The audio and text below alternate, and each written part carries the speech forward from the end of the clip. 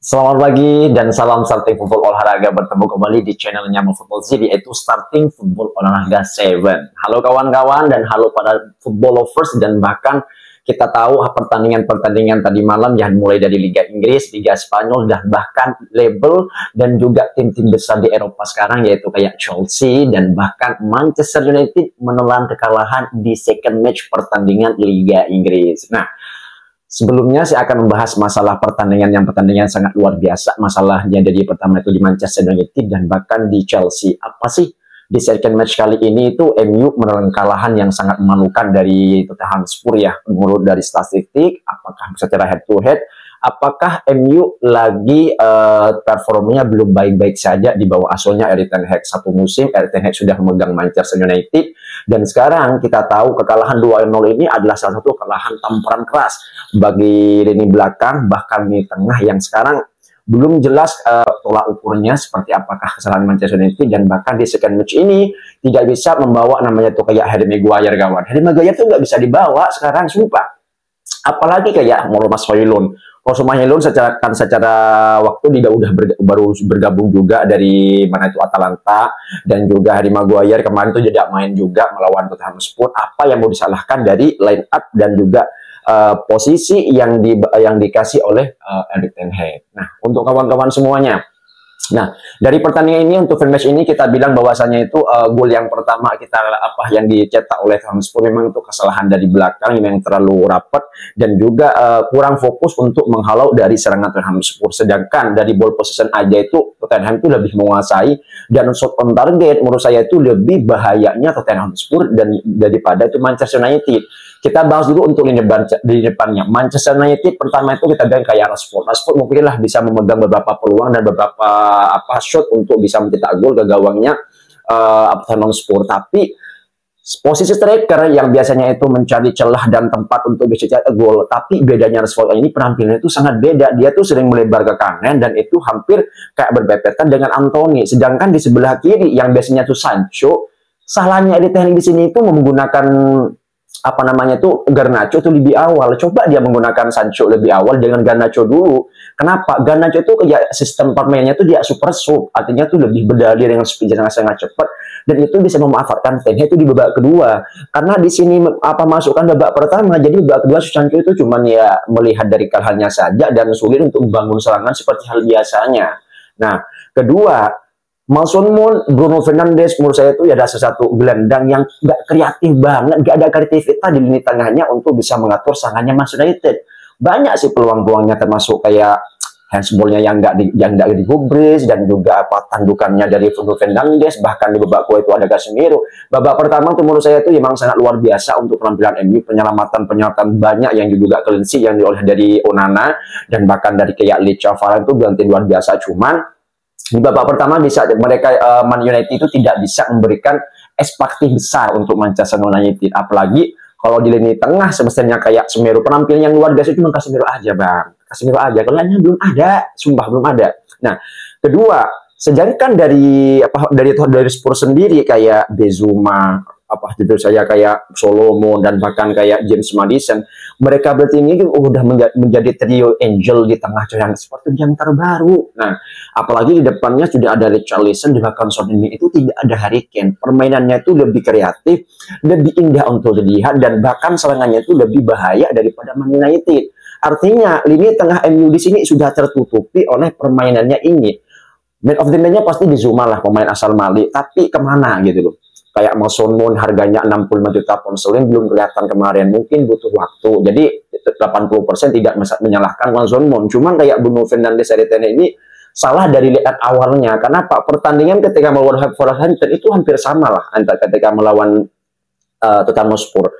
Ini pastinya kesakitan bagi MU. PR besar bagi Ten Hag itu siapa yang akan menjadi starter untuk match selanjutnya. Kalau permainnya sama seperti ini, ya kita lihat aja itu nanti pembantaian yang kedua kalinya bagi Manchester United. Masih untung lah dia sudah mendapatkan 3 poin di front match pertama. Cuman di ketika melawan Spurs kan secara head to head kemenangan itu banyak dipegang oleh Man United, yaitu 4 kali menang, 1 kali imbang. Tapi kali ini jangan main-main, artinya tuh Liga Inggris udah penuh dengan kejutan. Son Heung-min, Richarlison, bahkan Kolosovski sudah menjadi apa namanya pemain false nine dan juga second yang cukup berbahaya, dan itu PR besar sih itu Manchester United itu baku banget. Apalagi Lecce itu sudah kena sindromnya Harry Maguire di menit babak kedua itu.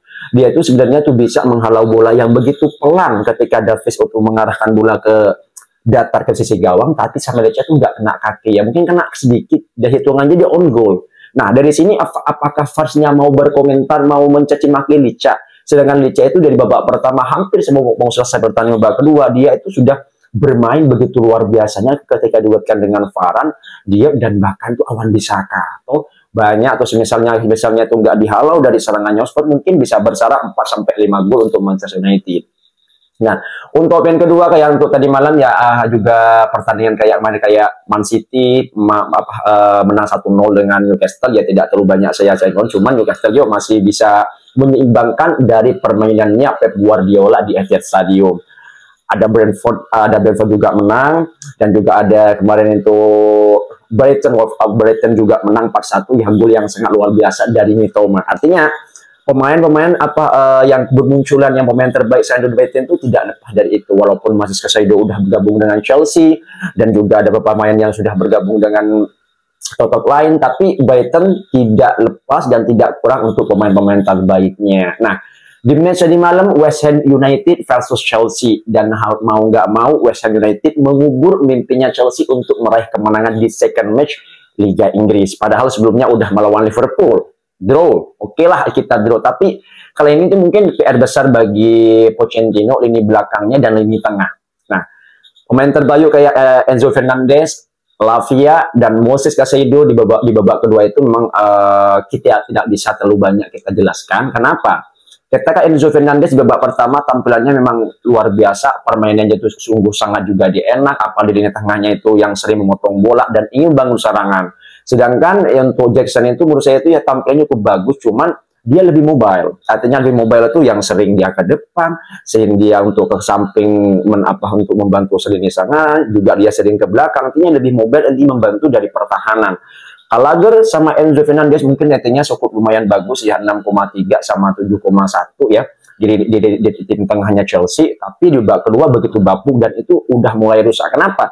Ketika Moises Caicedo masuk sama Lavia, Enzo sebagai lini tengahnya itu dia akan membangun serangannya dari nol lagi. Kenapa? Cukuplah kayak berlari-lari dan juga Moises Caicedo membantu penalti terakhirnya Lucas Paqueta. Nah, dari ini kawan, kalau misalnya kita bilang itu Chelsea ya jangan berharap untuk juara Premier League Inggris lah. Artinya apa?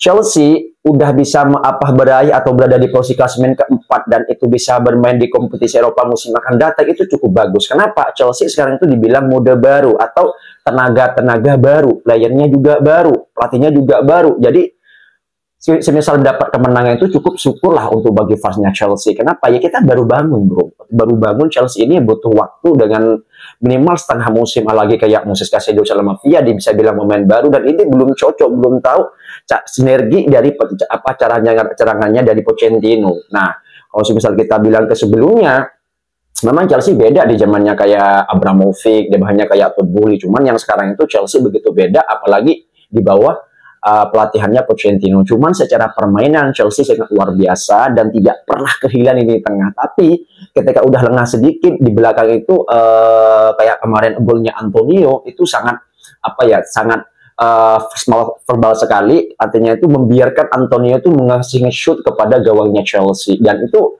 membuat skornya 2-1 dan ditambah lagi menit 93 itu Lucas Paqueta ditambahkan golnya. Wow, luar biasa. Pertandingan Liga Inggris sekarang ini Chelsea bahkan United itu sudah menelan kekalahan tim-tim besar loh, Tottenham Hotspur, dan satunya itu ya seperti ini kayak Chelsea. Nanti kita lihat Liverpool ya kemarin tampilan juga bagus-bagus amat tuh ketika melawan Bournemouth 3-1.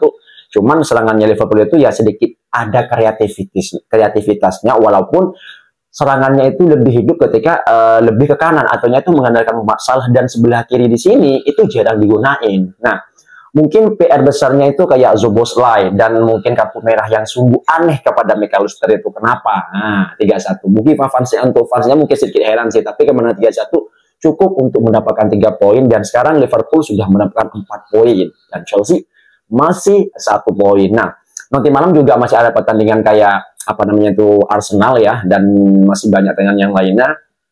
Cuma Liga Inggris pertandingannya itu sangat luar biasa, sangat banyak PR bagi Manchester City dan bahkan Chelsea. Nah,